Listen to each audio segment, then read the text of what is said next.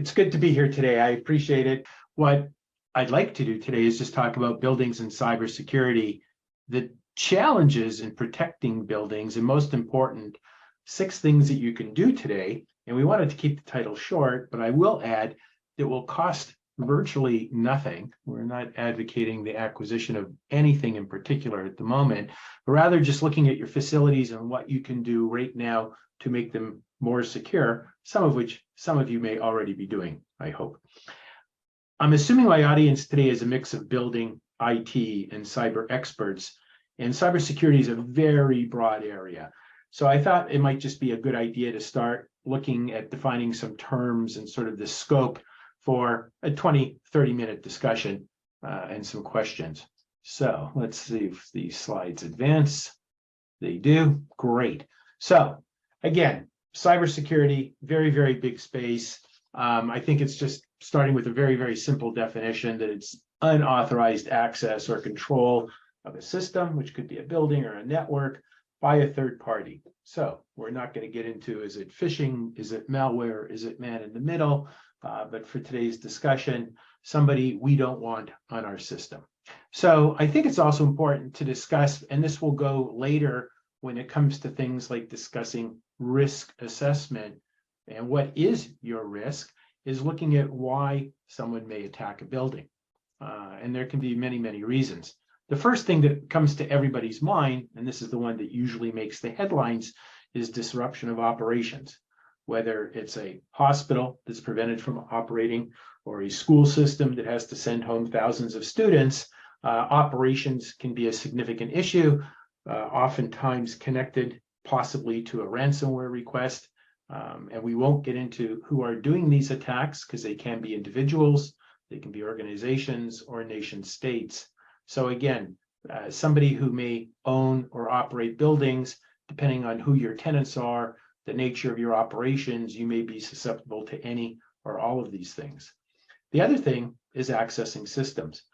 This is a good topic because this is the one that often makes the front page of the Wall Street Journal when accessing other systems leads to things like stealing financial data or personnel data or what have you through either HVAC systems or other platforms that we've all read about over the years.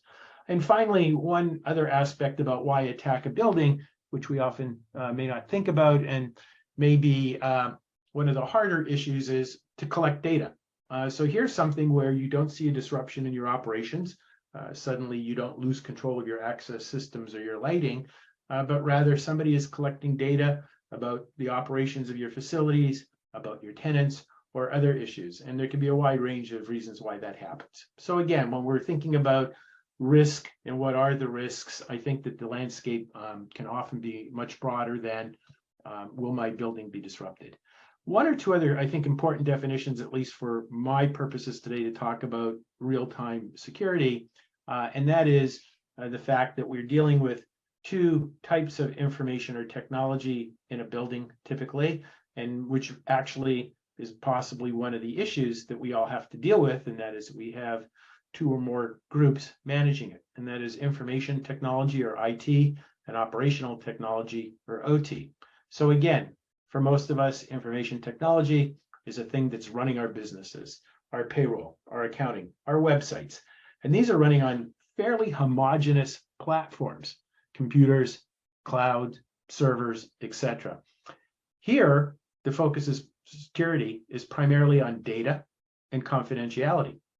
You don't want patient data visible. You don't want credit card data or transactions visible, etc. You want to keep the confidentiality and the data protected.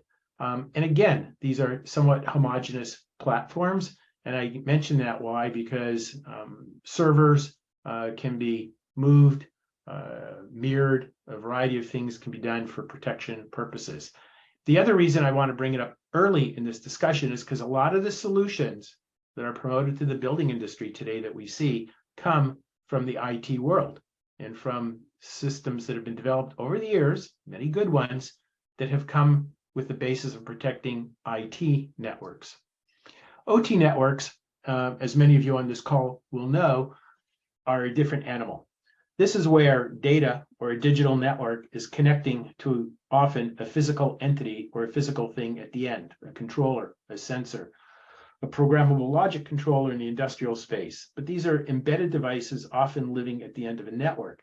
And I want to suggest here, data and confidentiality can still be important, but the security focus when you're doing your risk assessment and looking at systems and that might be different.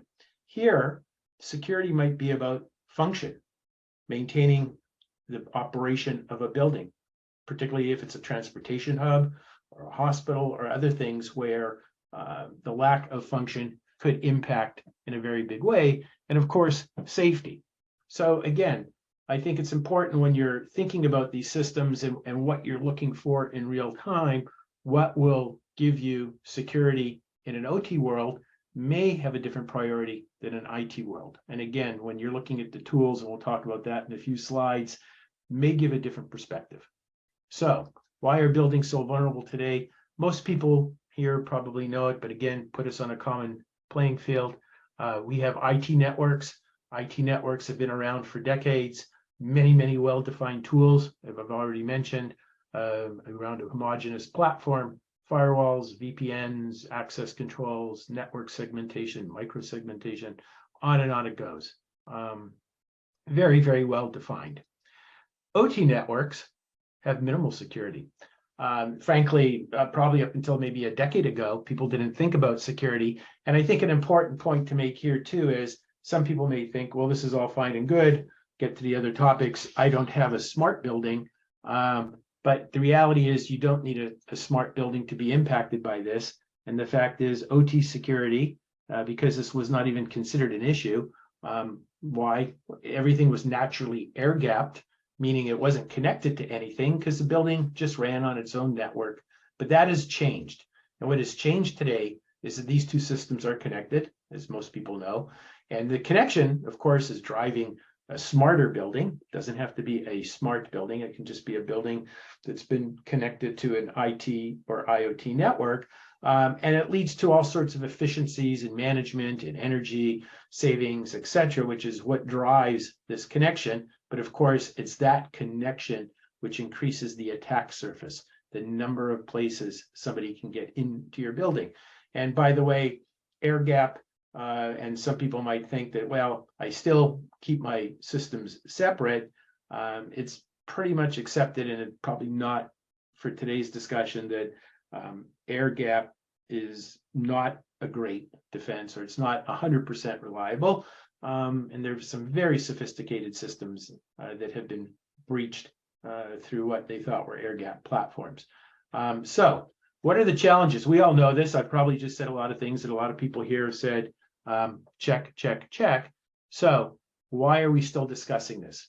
Well, I think there are a lot of building an OT network, and again, OT or operational technology networks, using it interchangeably with the systems that are running a building, are issues for a variety of reasons.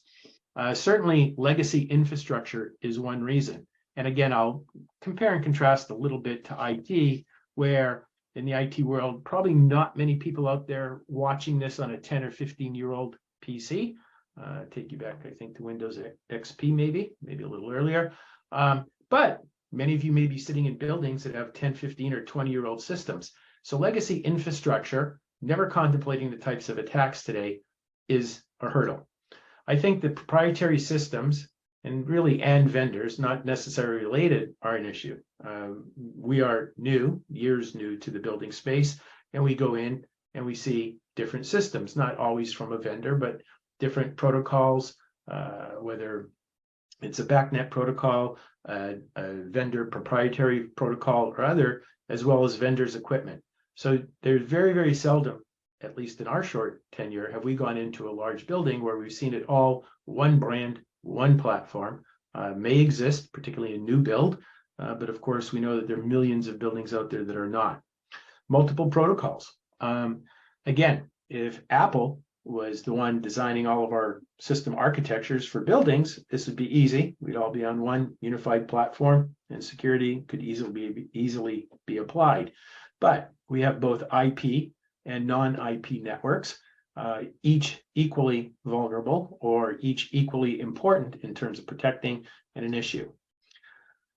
Screenless, no physical I/O. A lot of us rely on controllers, even at the controller level, the ability to log in with a web browser, pick up a device that you may be using today. You have a screen, you have a keyboard, you have some way of interacting with it. A lot of devices found in buildings, installed in a wall, on the ceiling or roof, at the very edge, have none of these things and yet may equally be important in order to protect. And it's a challenge. Limited device security at the edge. There is work happening both at the standards level and some of the bodies involved to produce security on some platforms that we all know about. But you have devices at the edge of a network, many of them controlling things or even providing unsecured access into the network to the controlled or secured element. So security at the edge is negligible, and many of the devices at the edge of a network are arguably engineered as 16 or 32-bit microcontrollers that we often work with. They were never designed to have security like we use today when we access the web. System and device location. And this is an important one, somewhat related to the concept of IT networks and IT infrastructure. A lot of the solutions in the IT world have assumed that there's an IT staff, and many of you may be operating buildings without an IT staff or contracted out, so it's not a 24/7 situation. But more importantly, an IT staff in a banking center or in a data center, if there's an issue, can go there, take a server offline, replace a blade, do what they need to do. You may see an issue on your system, and that system may be in Chicago, and you're sitting in New York. So addressing OT networks and security raises its own issues. Finally, two last items, multiple standards and guidelines. So again, one of the challenges in providing security is what of the many standards, and there's some good ones out there, are you going to follow? And even guidance. We often hear from people who look at NIST, National Institute of Standards and Technology, who put out a lot of great guidelines and guidance on things, but are not standards that are then certified against. They do have some. Most in the building space are guidance documents. And again, long range of numbers here. We can go through 800-53, go over to ISO 62443, and a lot of things you'd be familiar with. Bringing that all together is a struggle. And finally, and this is something that we see and many of you probably deal with daily, is the siloed scenario of facilities versus IT management. We go to meetings, and oftentimes there will be somebody in the room from facilities, and the person who may in fact run or be responsible for the operations of a building or a campus. And then separate from that will be somebody who is a CISO or an IT manager. And oftentimes those people do not see themselves as intimately involved in the new HVAC system going in. It's changing today, and it's changing more so, but I will tell you that we do go to meetings where we have a VP of IT security. I haven't been to many meetings yet with a VP of OT security complementing them. Still, it's going to be a building manager or a building person, and that actually can be a hurdle. So where does that lead us? It leads us to a situation where you have, as shown here in this diagram, the internet, your IT networks connected now to your OT networks and creating exposure. And the exposure, when you're evaluating risk, and we're going to talk about what to do or at least solutions against it, can come from different areas. Most often we think about a bad actor gaining access through the internet, many famous tools, very many famous use cases about that, and getting into the system. Firewalls have been around for a long time. They do provide protection. Everything and many things you can do provide protection. But again, most of those things have been shown to be defeated. Access to the actual BMS system in the building and phishing attacks for credentials to that system. Sometimes you don't have to get too sophisticated. Sometimes you just have to lift up the keyboard and look underneath to get the password, as has been often the case for sites we've visited.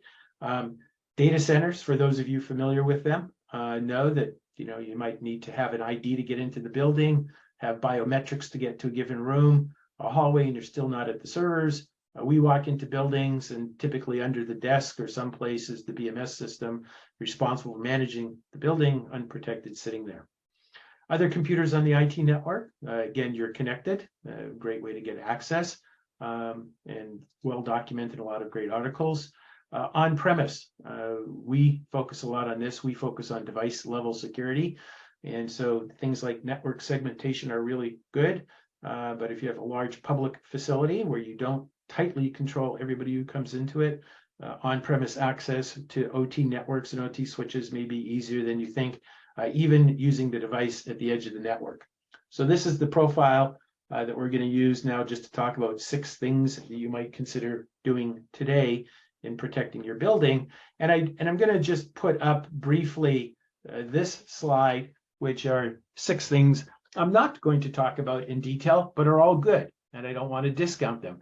But these are the things that typically are used, and many of you may be using, and you should, because security, there is no one thing that will solve your security issues, but these are things that are often promoted coming from the IT world, things like network visibility.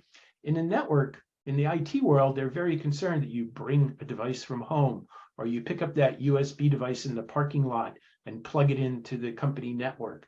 So visibility of all the devices connected are important.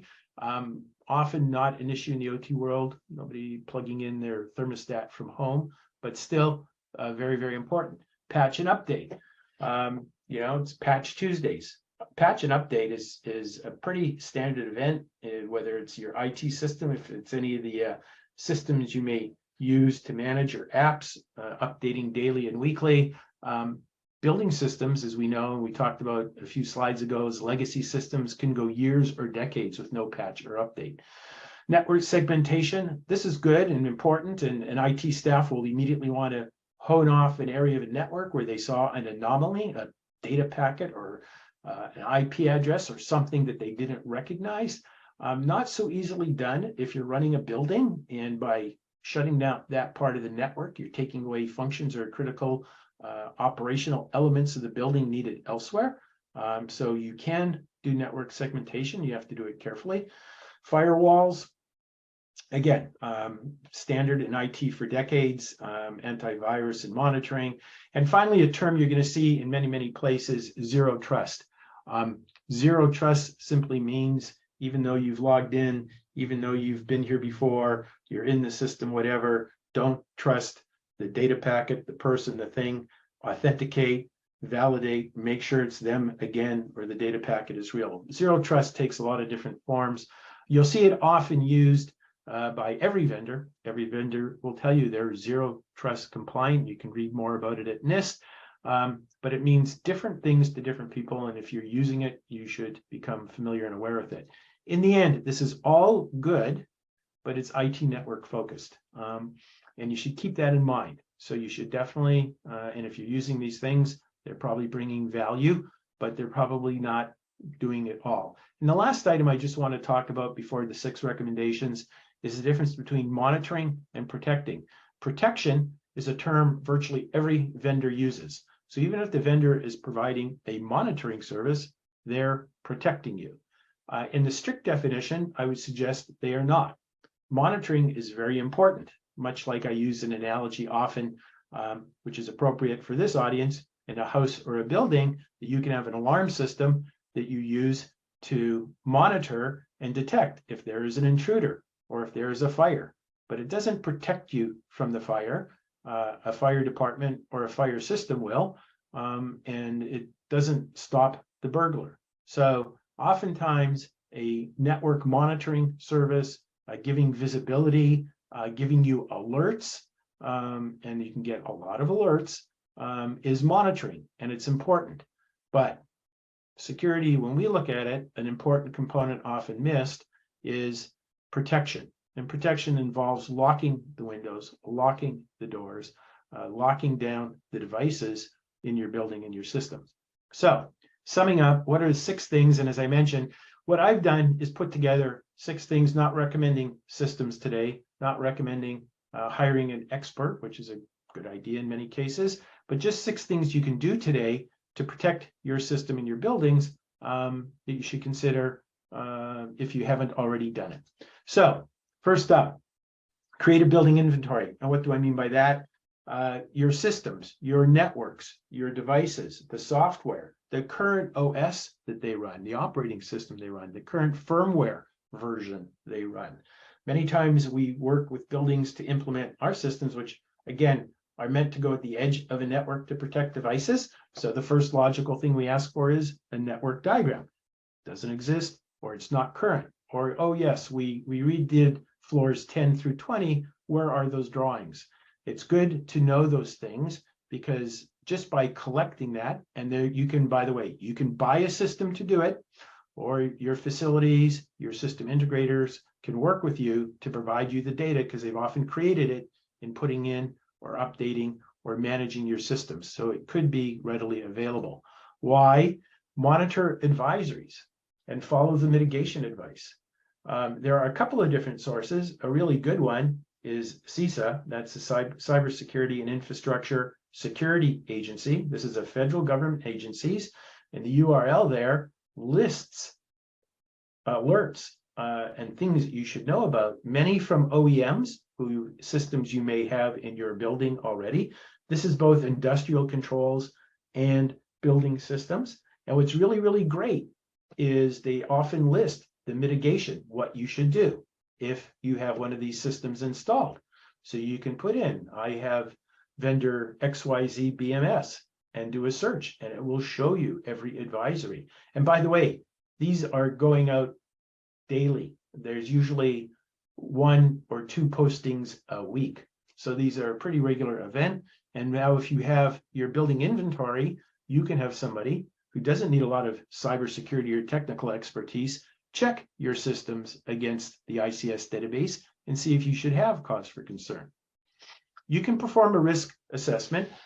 This may involve a professional. And again, the biggest thing I want to emphasize here is a lot of the risk assessment tools come from the IT world. It's about making sure that data stays secure, authenticating users, how you provide confidentiality, privacy, etc.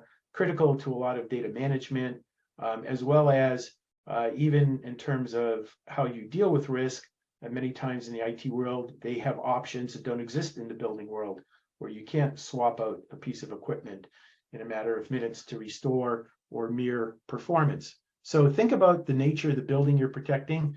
Is it a critical federal agency? Is it a hospital? Maybe it's a unmoderated warehouse. What are you protecting? What are the scope or threats? And we talked earlier, and that goes back again. What could be done to your building? What would happen if the HVAC came off in the middle of the summer? What is the impact to your building? What are the threats? Who or why would they be threatening you? Finance or financial impact is often a great motivator.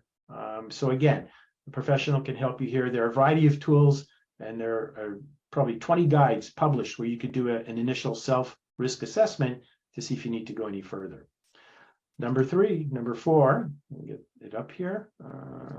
There we go. Protect the BMS. This is a simple one. I already mentioned earlier in terms of accessing the system. Most often when we go in to do work, the BMS system is sitting on the facility or building manager's desk, on the floor, in the corner. Sometimes it's upstairs in a cage, or sitting outside the cage just beside the control panels. Physically easy to access, again, often with sticky notes around the screen or under the keyboard, because different vendors need to come in and access it. And you should think about, access controls and physical controls and where that system sits today. And related to that, backing up your system. We all would never think about not backing up everything from our PCs and laptops to our smartphones. Nobody wants to lose the last 4 years of birthday pictures. Many times the building systems are not backed up. In a larger, more sophisticated environment, particularly where the operation has an IT staff, this may be happening. But oftentimes, again, we've been in 20, 30, 50-story buildings. They have a great engineer and a great building manager, not focused on backing up the system that is there. And finally, think about device level security. A lot of the things that if you do go based on some of the initial steps I've suggested here, or maybe you've already done, you will be presented with a range of cybersecurity solutions that will boast their legacy from IoT and IT, etc., providing monitoring, alerts, detection, anomaly detection, and it's all great. If you don't have an IT staff, response could be an issue, although you can buy those services too. But there's a reason why in that sector of the world, they have a term called alert fatigue, because you can generate a lot of these alerts. So if you are going to move forward and trying to protect your building or facilities from your risk management, you decide you do need to prevent interruptions for whatever reason, I would strongly recommend you look at device level security in addition, not in lieu of, security you may have today. Think about zero trust and how it supports zero trust. And when you are at the device level, you can do things like authentication and encryption, protecting data. Taken for granted in the IT world, virtually no building platform today provides out-of-the-box data encryption on the OT network. And again, at the controller level, some of that is coming, and certainly a BMS system talking to the cloud or the IoT is probably doing that securely. So to wrap up, I've given you some suggestions. A few of them could cost a few dollars if you decided to pursue them, either in terms of time or materials with your own staff. But I think there's good reason to pursue this. And as a reminder, most importantly, you want to protect your tenants. You want to protect the operations of your buildings, which could be either rental rolls or what you produce in the building, and impact asset value. And I mention asset value because many of you might be familiar with LEED, from the environmental and certifying your buildings. And we've been showing that LEED certification can increase a building's value 5, 6, 7%. We believe that getting your building cyber safe, and there are a variety of ways of doing that, will increase the value of your building. I think if you are a commercial real estate entity that is leasing either a building, warehouse, production space, what have you, that having a cyber safe facility enhances the value to your tenants. I think that complying with the federal laws, and again, we talked earlier about multiple standards, so you have NIST, but the federal government is also issuing guidelines. And in fact, for those of you who either have federal agencies as tenants or would like to have them, this will give you the ability to get them in, because in years coming, they will only go into buildings that comply with these laws. I have reduce insurance costs. Some of the building cybersecurity entities that we work with tout the reduction in insurance costs with the cyber secure building. I will say that a project we are doing in the public sector, when I asked the project lead what they will value from the outcome, his first response was, well, as soon as it is in, I'm going to my insurance company to get a premium reduction. So that may in fact be there, and that may be a value. And for those of you looking for ROI on staying safe, that may be one of them. And finally, I think that they're not to scare people away. There are several vendors out there, and there are several solutions that are available today that easily retrofit in and provide all of these values that you could consider. So I think I've hit my 20-30 minute mark here for a presentation. Hopefully the perspective and summing up, a lot of great things coming from the IT world, but buildings operate in the OT world and the OT networks. You can't assume they're isolated, even if your building is not smart. And hopefully, if you've not already done, and many of you probably have, and even gone beyond these steps, at least take these basic steps to begin protecting your building and the occupants. Thank you. And I don't know if we have time for any questions, although you probably want to talk more to my CTO.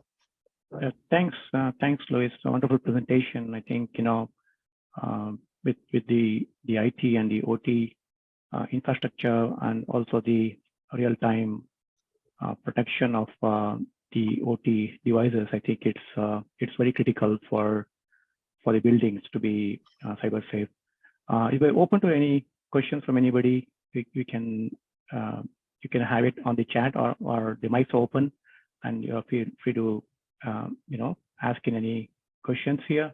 And while others kind of come in with questions, I would want to ask Luis, like, one is secure by design, and also kind of being able to ensure that these IoT devices are kind of cybersecurity tested. Are there any, organizations or certification bodies that kind of now kind of test and benchmark these devices and certify that this is up to a certain cybersecurity standards from a security level? Any thoughts on that, secure by design and being able to have these OT devices cybersecurity tested? Sure. So I guess two short answers. So secure by design, I think it's happening more and more. You see a lot of vendors making announcements about products and platforms, controllers that they're now thinking about internal security, which is good. And I think that's important. And because cybersecurity has become such a focus, I think you'll see that more and more. Obviously, some of the standards groups are looking at that, have been announced updated standards so that vendors can use those to design in security. How the interoperability will happen and the implementation, I think interoperability will be dealt with, again, by the standards or by the governing bodies of those standards. Implementation, still a bit of an area, but I think you will see more and more things arrive, designed to be secure. Nobody would buy a Wi-Fi router for their house today, plug it in, and not expect there to be security on it. I think we're some distance in the building world from that, from what we see, but there are steps in that direction. Regarding certification, that's a tough one. If we talk to an industrial entity or a vendor, they'll bring up something like ISO 62443. There are different levels to these certifications. Level 0, level 1 is a fairly low documentation level, etc. You can look for that. That will be an emerging component. 27001 from ISO. There's guidance from documents like 800-53 from NIST. That's a compliance document. You're not going to get certified. But as you can see, even just in answering it, there are just a number of things that you can do for certifications. There are some industry alliances, IXOT, the Building Cybersecurity Organization, who's tried to do a compilation of 4 standards as a way to certify a building. And I think you'll see a few industry-driven things coming out too, looking holistically at buildings.